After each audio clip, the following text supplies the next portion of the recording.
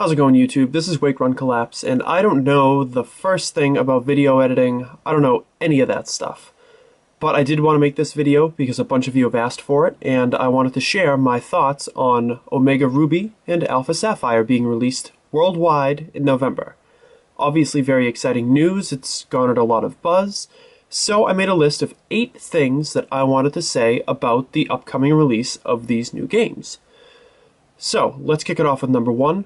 First of all, I'm really glad everybody is getting what they've been clamoring for all this time.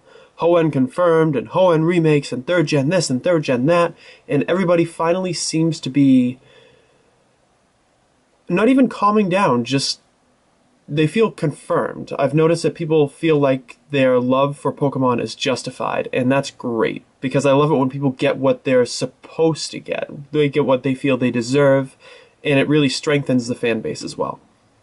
Number 2, I'm happy for myself, because this helps to justify my purchase of a Nintendo 3DS. Just buying Pokemon X and Pokemon Y, I knew that they would eventually create more games, but this I know I'm going to buy, and therefore it helps me feel better about the decision that I made to buy 3DS. Number 3, and this is probably going to make some of you angry, and that's too bad, I didn't love Ruby and Sapphire when I played them the first time around. Now, there's a lot of reasons why, and by didn't love them, I mean I noticeably did not enjoy myself as much as I did when I played my Pokemon Red from 1st gen and Pokemon Silver from 2nd gen. There's a few reasons. First of all, it required a new system for me.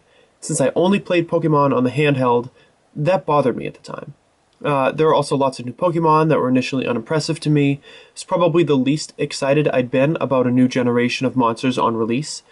The games came out when I was a senior in high school, which meant a lot less time for me to focus on games because I was at a very critical point in my life. And when I finally did get around to playing it, it wasn't as transformative an experience as the first 2 generations had been.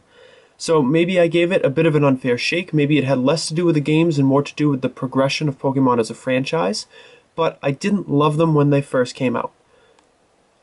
Number 4, this will go a long, long way to encourage me to someday complete the National Pokédex, because I'm sure that despite all my previous, not really complaints, but justifications of not enjoying it as much the first time around, I will wipe most of that to the side and be able to really focus on the gameplay and the updates and everything else that has happened to Pokemon since then.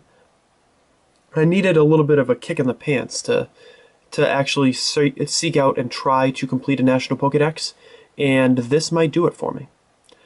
Number 5, in the short term, it will actually encourage me to play some other games in order to finish them before November.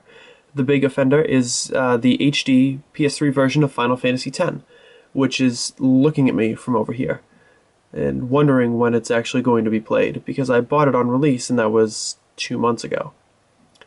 Alright, anyways, number 6, the gameplay is more important in Omega Ruby and Alpha Sapphire to me than the story, so I don't mind if they want to change and update some things. Maybe you feel differently about that, but it doesn't bother me.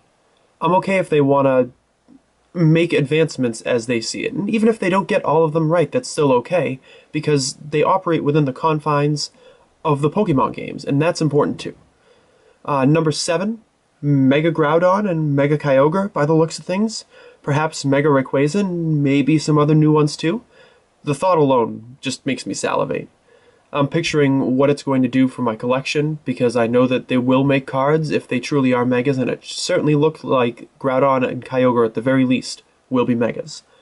And I'm thinking about the collector in me and what that's going to do. And number 8, and most importantly of all, can we all just get stoked about the games again? I certainly needed some inspiration to pick my 3DS back up again, especially after Flashfire and Wild Blaze really taking over the Pokemon YouTubing community for a while, and the importance of the Charizard, and it's going to be nice in a few months to be able to get some focus back on the games and help to achieve a little bit of balance. So what do you think about Omega Ruby and Alpha Sapphire? Are you excited for it? Are you stoked for it? Are you not that excited for it? Are you mad at me for some of the things that I might have said in this video? Leave a comment below, like this video if you enjoyed it, and as always, thank you very much for watching and putting up with my lack of video editing skills.